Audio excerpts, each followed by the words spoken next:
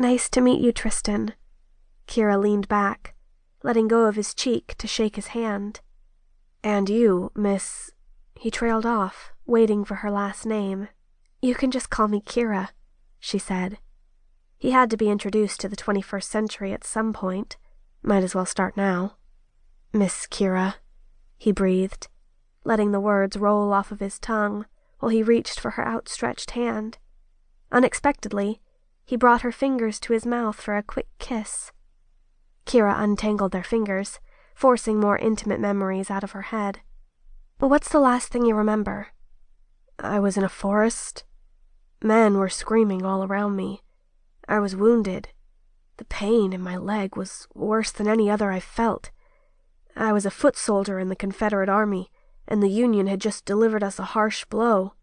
Good, Kira said, and patted his hand. He didn't remember England at all. Kira silently thanked her good luck for that. The thing is, Tristan, I have a sort of crazy story to tell you, and I need you to just sit there, listen, and try to take it all in. Can you do that? Of course, miss, he responded, before lifting his hand closer to his face. He tugged at the wire stuck to his wrist, the one monitoring his pulse. Leave that there, Kira said, covering the spot with her hand. But if I may ask, what... Just listen. I promise I'll try to explain.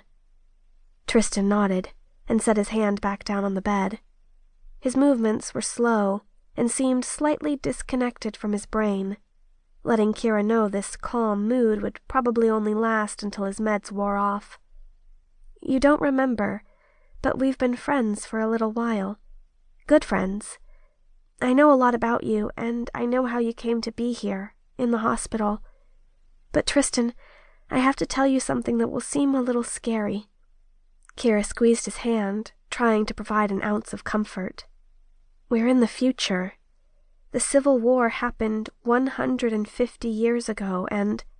Tristan jerked into a seated position, and the beeping of the machines grew to a frantic pace. He squeezed her shoulders, digging his fingers deep into her skin. What do you mean? He said in a harsh whisper. Tristan, please calm down. What year is it? He said a little louder.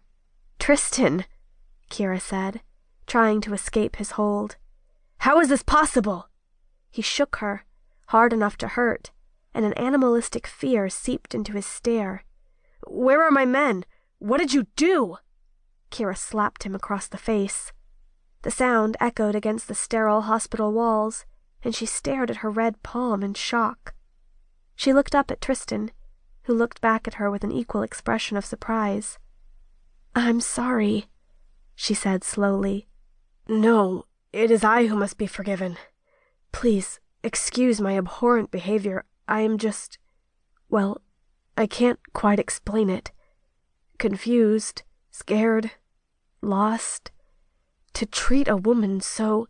It's all right, she soothed, while taking his hand. I understand. I do not.